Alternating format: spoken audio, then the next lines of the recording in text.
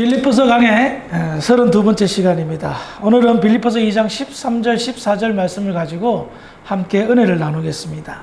우리는 지난 시간에 12절의 말씀을 함께 나누었는데 그 말씀은 두렵고 떨림으로 너희 구원을 이루라 그렇습니다. 우리에게 베풀어 주신 구원의 영광에 동참하는 삶을 살아라 라고 함께 말씀을 나눴죠. 나에게 베풀어 주신 구원, 말은 너무나도 쉽게 할 수 있습니다. 그러나 나에게 이루어진 구원의 과정을 속속이 들여다보면 이루 말할 수 없는 숭고한 헌신과 희생이 있었기에 나의 구원이 가능해졌습니다. 그래요. 나를 구원하기 위해서 내 죄를 사함받게 하기 위해서 하나님의 아들 독생자 예수 그리스도께서 십자가에 못 박혀 돌아가셨단 말입니다. 이것은 하나님의 커다란 희생입니다. 그 크신 사랑으로 말미암아 치루어진 그 희생이 나의 구원을 이루었단 말입니다. 그래서 우리는 우리에게 베풀어 주신 구원의 영광을 두렵고 떨리는 가운데 드러내는, 즉 온전히 드러내는 삶을 살아야 된다라고 나누었죠. 그것을 바울은 뭐라고 설명합니까? 두렵고 떨림으로 너희 구원을 이루라 라고 촉구하는 것입니다. 구원의 가치를 온전히 깨달은 사람이라면 내게 베풀어 주신 구원의 영광을 온전히 드러내는 삶을 사는 것이 마땅할 것입니다. 한편 우리가 우리에게 베풀어 주신 구원의 가치를 알고 그것을 드러내는 삶을 살게 될 때에, 즉 두렵고 떨림으로 우리의 구원을 이루는 삶을 살게 될 때에 하나님은요 참 신비로우신 분입니다. 내가 두렵고 떨림으로 우리의 구원을 이루는 그 삶을 살 때에 나 혼자만으로는 그것이 굉장히 힘들다는 것을 잘 알고 계셨어요. 그래서 혼자 힘으로 그것을 이루게 하는 것이 아니라 오늘 본문 2장 13절을 읽어봅시다. 너희 안에 행하시는 이는 하나님이시니. 아멘. 두렵고 떨림으로 너희 구원을 이루라. 그리고 너희 안에서 행하시는 이는 하나님이시라는 거예요. 나의 모든 구원을 떨림으로 인하여 구원을 이루는 그 과정 속에서 그 모든 동력이 하나님으로부터 말미암았다는 겁니다. 그래서 너 혼자 애쓰는 것이 아니고 너 혼자 이루는 것이 아니라 하나님께서 도와주신다. 너희 안에 행하시는 이는 하나님이시니. 이것을 다르게 표현하면 하나님과 동행한다, 하나님만 의지한다 라는 신앙적 용어로 대체할 수 있는 겁니다. 그러니 보십시다. 예수 믿는 자의 삶은 쉽게 풀이하면 두렵고 떨림으로 말미암아 구원을 이루는데, 그것이 우리의 애씀과 노력과 수고로 이루어지는데 하나님께서 도와주시기 때문에 구원의 가치를 더욱더 드러낼 수 있고 힘듦과 어려움 속에서도 구원의 영광을 나타내는 믿음의 삶을 살 수 있는 것을 가능케 한다는 것입니다. 그런데 이와 같이 우리 안에서 행하시는 그 분이 하나님이신데 어떤 하나님? 성령 하나님이라고 말합니다. 성령 하나님께서는요, 우리에게 베풀어 주신 구원이 얼마나 큰 은혜이며 기쁨이며 영광인지를 생각하게 하십니다. 요한복음 14장 26절의 말씀을 제가 읽어드리겠습니다. 보혜사 곧 아버지께서 내 이름으로 보내실 성령, 그가 너희에게 모든 것을 가르치고 내가 너희에게 말한 모든 것을 생각나게 하리라. 예수님께서는 성령이 임하시면, 다른 표현으로는 성령이 오시면 모든 것을 가르친다. 이게 뭐예요? 구원에 관해서, 예수님에 관해서 그 진리들을 가르치고 주님께서 가르치신 모든 것들을 그때는 귀뚱으로 들었는데 이제는 깨닫게 한다는 겁니다. 이해가 안 됐는데 이게 도대체 어떻게 내가 적용해야 되지? 내가 깨닫지? 진리의 말씀은 성령의 조명이 없이는 깨달을 수가 없습니다. 아무리 성경을 1000번, 10,000번 읽어도 성령께서 깨닫게 해주지 않으면 성경을 이해할 수 없습니다. 그런데 예수님께서 일찍이 약속하셨고 예언하셨다는 거예요. 깨닫게 해준다는 겁니다. 그 깨닫게 해심의 은혜가 얼마나 만나는지 아십니까? 산의 진미를 먹는 것보다 더 맛있습니다. 이후에 예수님께서 요한복음 16장 12절부터 14절의 말씀에 이렇게 말씀하십니다. 잘 들으시기 바랍니다. 내가 아직도 너희에게 이를 것이 많으나 지금은 너희가 감당하지 못하리라. 그러나 진리의 성령이 오시면 그가 너희를 모든 진리 가운데로 인도하시리니 그가 스스로 말하지 않고 오직 들은 것을 말하며 장래 일을 너희에게 알리시리라. 그가 내 영광을 나타내리니 내 것을 가지고 너희에게 알리시겠음이라. 예수님은 성령님을 진리의 성령이라 말합니다. 그러면서 모든 것을 가르치고 일깨우게 하시며 되새김질하게 하셔서 생각나게 하신다는 거예요. 그런데 이렇게 성령께서 생각나게 하며 일깨우기를 애쓰고 계시지만 참 안타깝게도 불통의 삶을 사는 사람이 있어요. 교통하지 않고 불통한단 말이에요. 자기에게 베풀어 주신 그 은혜가, 그 구원이 얼마나 크고 놀랍다는 그 사실을 가슴에 안 담아두는 거예요. 세상 일이 바쁘고, 아니면 양다리 걸치고, 아니면 아무 생각 없는 은혜가 덜 떨어진 사람들. 그런 사람들 때문에 성령께서는 다음과 같이 애쓰고 계십니다. 로마서 8장 26절 27절 말씀을 한번 찾아보겠습니다. 로마서 8장 26절 27절 말씀.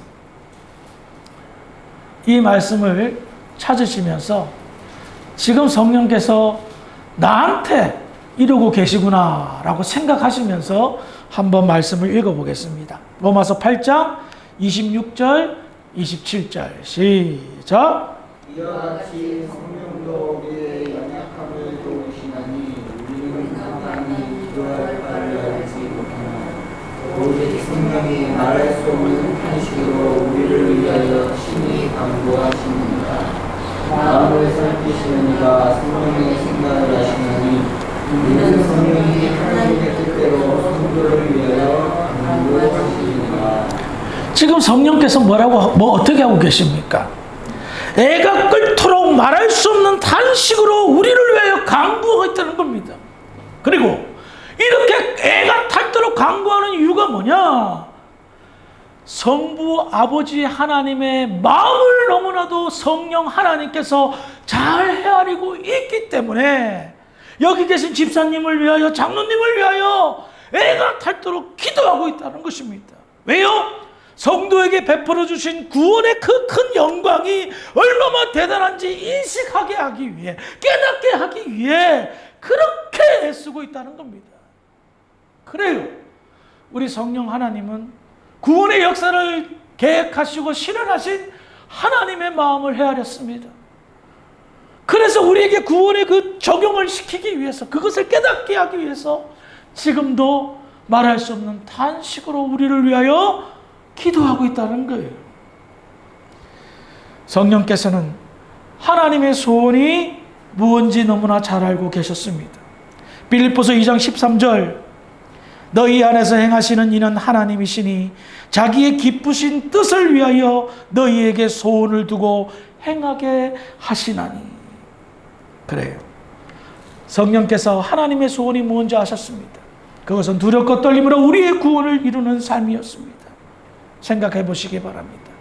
하나님께서 우리의 구원을 위하여 독생자 예수 그리스도를 희생시켰습니다.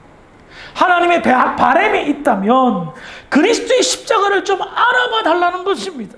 그것만 알아주면 다른 건 다 필요 없다는 겁니다. 그리스도의 숭고한 희생이 다 너의 구원을 위하여 이루어진 것이다 라는 것을 기억해 달라는 거예요. 가끔 TV 같은 걸 보면 과거에 일어났던 사건들을 재조명해서 하는 것을 종종 저는 잘 봅니다. 그때의 그 희생자들이 하는 이야기가 뭐냐? 제일 힘든 게 뭐다? 잊혀져 가는 거예요. 잊혀져 가는 거예요. 우리나라 근현대사를 보면 얼마나 많은 크고 작은 사건들이 있었습니까? 수많은 사람들이 억울하게 희생당했습니다. 근데 사건이 터질 때는 막 그냥 엄청나게 그냥 막 그냥 하다가 시간이 싹 지나가면 잊혀버려요. 기억 속에 사라져가는 거예요. 특히 요즘 시대는 더 빨리 사라져가. 왜? 정보화 시대가 홍수처럼 막 정보가 오니까 매일매일 새로운 정보를 받아들이니 옛날 정보들이 점점 잠식되는 거예요. 좀 기억해 주세요라는 거예요. 지금 이 표현이 그 표현인 겁니다. 그리스도의 숭고한 희생인 그리스도의 십자가를 너무 쉽게 잊혀져 가고 있지는 않는 거예요. 아주 먼 옛날의 이야기로만 생각하고 있는 거 아닌가. 지금 현재의 이야기다. 그리스도의 십자가의 사건은 우리의 구원을 이루는 사건이고 현재의 이야기다라는 겁니다. 그래서 날마다의 삶 속에서 두렵고 떨림으로 너희 구원을 이루라라고 이야기하고 있다는 것입니다. 그런데 오늘 본론을 들어가겠습니다. 이와 같은 구원의 영광을 깨달아서 살아가는 성도들에게 특별히 각별히 주의를 주고 있어요. 그 주의가 뭔지 아세요? 지금까지 사도 바울은 정말 그리스도의 십자가를 강하게 가르쳤고 하나님께서 구원의 영광이 무엇인가를 깨닫기를 원하는 그 마음들을 가르쳤습니다. 그러면 그 모든 십자가와 구원의 영광과 두렵고 떨림으로 구원을 이루는 삶을 깨달았다면 이제부터 더 주의해야 될 게 있다는 거예요. 그게 뭐다? 바로 2장 14절에 있습니다.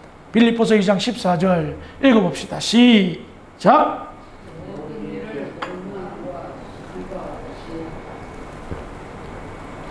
모든 일을 원망과 시비가 없이 하라. 아니, 막 그냥 뜨겁게 십자가 얘기하고 구원 얘기하다가 갑자기 이야기가 전환이 되는데 그렇게 산다면 모든 일을 원망과 시비 없이 하라는 거예요. 그러면 답이 나오잖아요. 십자가를 이야기하고 구원을 이야기하는 이유가 뭐예요? 빌립보 교회 내에 구원의 영광도 경험하고 십자가의 은혜도 아는데 원망이 있고 시비가 생기는 거예요. 교회 내에. 아마도 빌립보 교회 내에서 교회에 불평을 하고 원망하는 사람이 있었던 것 같습니다.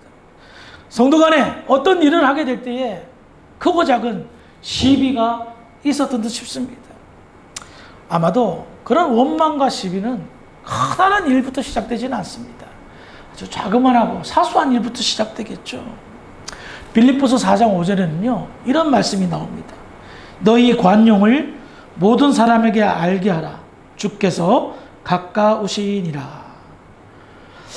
너희 관용을 모든 사람에게 알게 하라는 말씀은 아마도 이 원망과 시비에 대한 포석인 듯 싶습니다. 그래요. 원망과 시비는 관용의 부족에서 발단되었습니다. 관용은 서로가 다른 점이 있다면 틀렸다라고 말하는 것이 아니라 품어주고 이해해 주는 것을 말합니다. 시비는 네하고 나하고 틀렸다는 거예요. 원망은 너하고 나하고 서로 다른데 너의 다름이 틀렸다라고 이야기하는 겁니다. 하지만 관용은 다르니까 품는 거예요.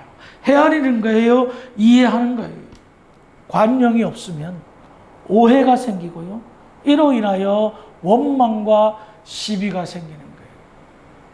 그래서 교회 일은 참 애매합니다. 왜 애매한 줄 아세요? 어떨 때는 이렇게 하고 절떨 때는 저렇게 해요. 그래서 교회 일은 좀 오래 신앙생활한 산전수전 공중전을 다 겪은 분이 하셔야지만이 어느 정도 좀 원만하게 돌아가요. 너무 갑자기 뜨거워서 교회를 막 하시는 분들이 있는데 분명한 시행착오들이 생기는 경우를 많이 보았습니다. 왜? 자기가 하는 게 다 맞아 보이거든요. 근데 사람이 생각이 다 다르더라고요. 그래서 그 사람 편에서 생각을 해보면 틀린 것은 아니더라고요. 그러면 지혜를 발휘해서 절충을 할 줄 아는 지혜가 필요한데 이상하죠? 교인들이 알량한 자존심들이 너무 막 강해요. 알량한 자존심 때문에 안 놓아요. 그거를 꽁 하고 안 풀어요. 그러면 참 풀기가 힘들어요. 그때는 그저 하나님의 은혜를 구하는 수밖에 없습니다. 하나님 풀어지게 해주세요. 원망과 시비가 생기는데 관용심이 생길 수 있도록 도와주세요. 자신이 살아온 환경, 생활 습관, 문화 참 다릅니다. 그리고 하루아침에 변하지 않습니다. 부부도 오랫동안 같이 살아도 서로의 다름이 있어요. 근데 그 차이를 인정하지 않으면 다툼이 생기잖아요.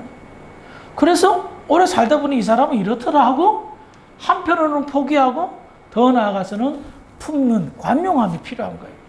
그래야 탈이 안 생겨요. 끝까지 자기가 잘났다고 주장하면 나하고 완전히 다른 사람인데 그렇잖아요. 여자 남자가 얼마나 달라요. 그러면 교회는 여자 남자 남녀노소 다 있잖아요. 게다가 신앙생활도 이민교회가 왜 어려운 줄 아세요? 종파가 달라요. 불교 믿었다고 오는 사람도 있고요. 순복음교회에서 오신 분도 있고요. 장로교회에서 오시는 분도 있고요. 침례교회에서 오시는 분도 있고요. 두루두루 다 섭렵해서 오시는 분들이 있어요. 그럼 어떻게 해야 돼요? 질서 있게 조율하는 조율자가 필요하겠죠. 그럼 목사가 그거 하는 거예요. 그런데 누가 그냥 갑자기 엉덩이 뿔라면 들이받는 거예요. 내가 맞다고. 시비가 생기고 원망이 생기고 내가 다녔던 교회에서는 이랬는데 그거 다녔던 교회에서 그랬지 우리 교회는 아니잖아요. 그럼 답이 없어요. 그렇게 밀어붙여버리면. 그 다녔던 교회의 문화인 거예요. 저도요. 제가 20년 목회하면서 제가 목회하는 목회관이 있지만 여러분들이 신앙생활 했던 그것과 얼마나 많이 맞춰주려고 애쓰는지 모르시죠? 상당히 맞춰주려고 했어요. 왜? 그동안 다른 신앙생활, 다른 철학, 목회 철학, 신앙 철학이 있기 때문에 그것을 될 수 있으면 말씀 중심으로 서로 조화 있게 맞추려고 애쓰는 거예요. 초대교회 문제가 뭔지 아세요? 유대인 성도가 있었고요. 이방인 성도가 있었어요. 유대인 성도들은 율법이라는 절대 기준이 있었어요. 그러니 얼마나 갈등이 생겼어요. 우상 제물을 먹어야 돼요? 말아야 돼요? 절기를 지켜야 돼요? 말아야 돼요? 안식일을 지켜야 돼요? 주일을 지켜야 돼요? 그러니 초대교회에 얼마나 많은 어려움이 있었습니까? 그래서 초대교회 누군가가 정리를 해주지 않으면 어떻게? 문제가 생긴 거예요. 그래서 공의회가 생긴 거예요. 지역에서 목사님들이 모여가지고 우리 이런 거에 가서 이렇게 합시다. 이 공의회가 오늘날로 따지면 총회고 노회가 되는 거예요. 왜? 제가 아까 다른 생각, 다른 색깔 이런 것들이 있으니까 그것을 질서를 잡아주기 위한 그런 기관이 된 겁니다. 그래서 바울이 원망과 시비가 없게 하기 위해서 이 이야기를 꺼내기 위해서 정리하기 위해서 구원의 이야기를 한 거예요. 왜? 우리는 예수 안에서 십자가 안에서 한 형제요 자매라는 거예요. 십자가 안에서 모든 것이 평등하다는 거예요. 그렇잖아요. 여기 나이 많으신 분이나 적은 분이나 다 하나님의 자녀예요. 그렇잖아요. 교회에서 질서상 어쩔 수 없이 목사가 있고 장로가 있고 집사가 있지만 질서를 유지하기 위해서 하지만 우리는 예수 안에서는 그리스도의 십자가 은혜로 구원받은 동일인이에요. 구원받은 사람이라는 거예요. 그것을 강조하는 겁니다. 그래 사실 원망과 시비 따지고 보면 내 생각에 사로잡힐 때가 많이 있어요. 내 생각이 앞서 있어요.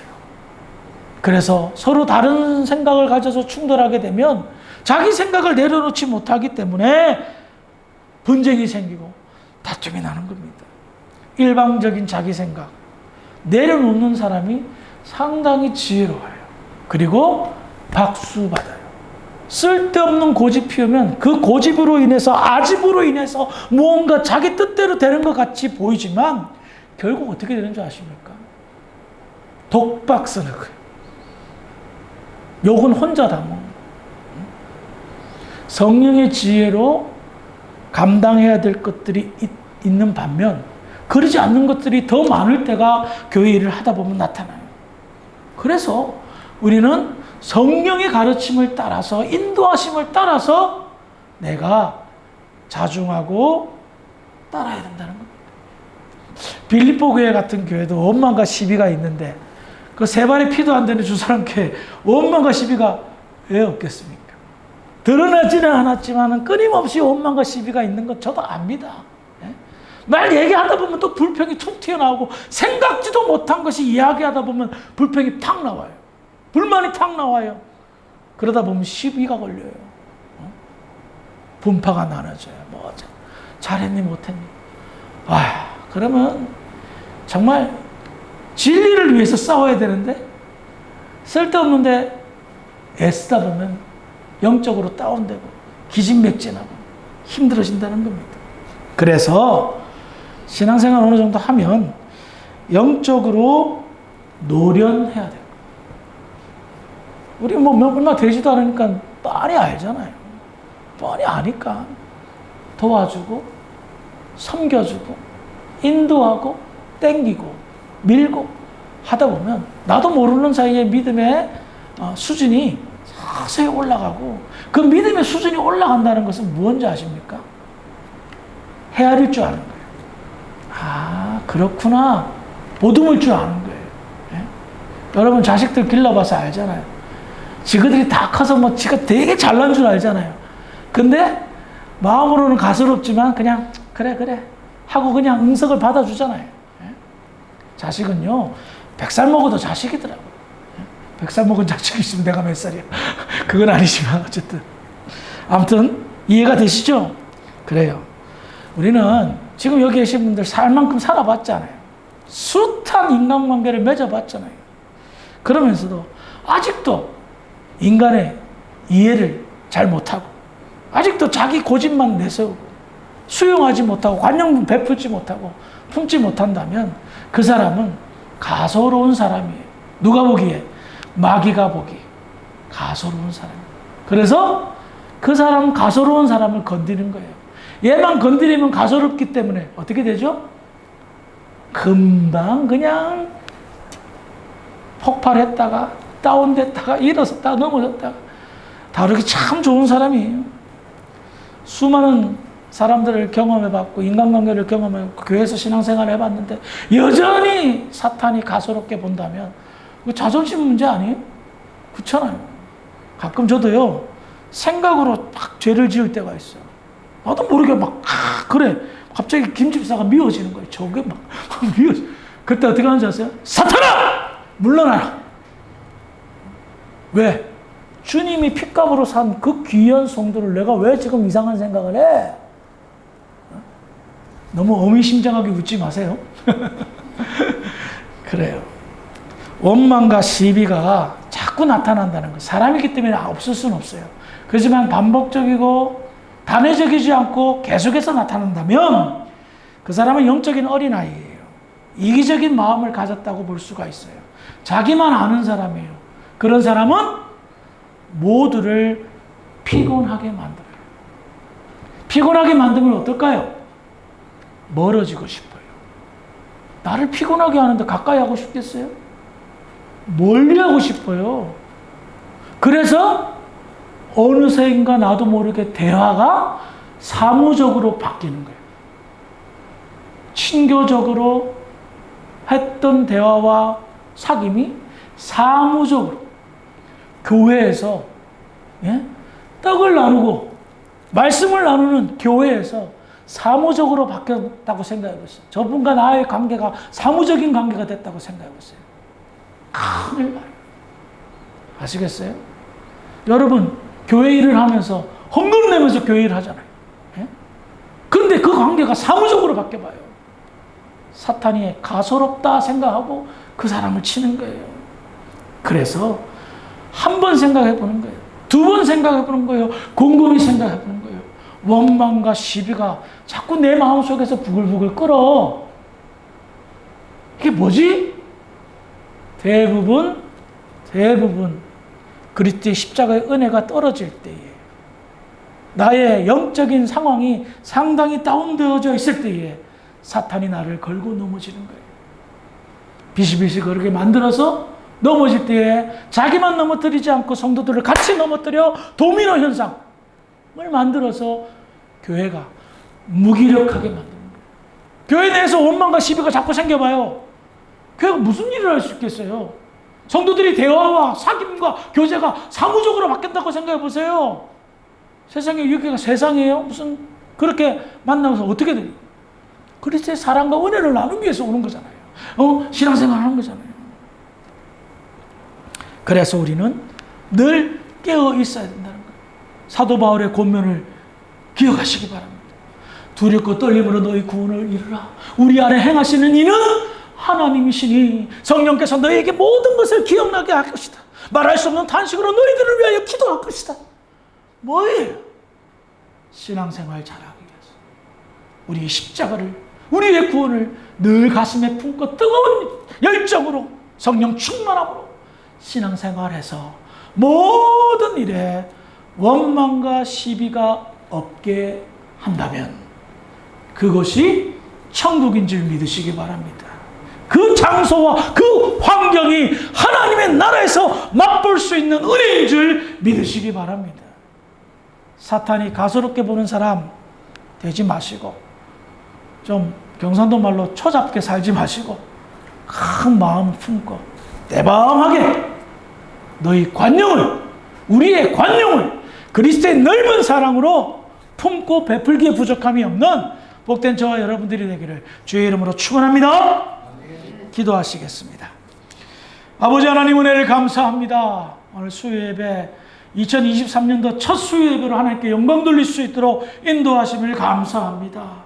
오늘 말씀 저희들 가슴에 새겨서 우리 주사랑교회가 천국과 같은 사랑과 평화가 넘치는, 관용이 넘치는 믿음의 교회 될 수 있도록 축복하여 주시옵소서. 그래 될 줄 믿고 감사하며 예수님의 이름으로 기도합니다. 아멘.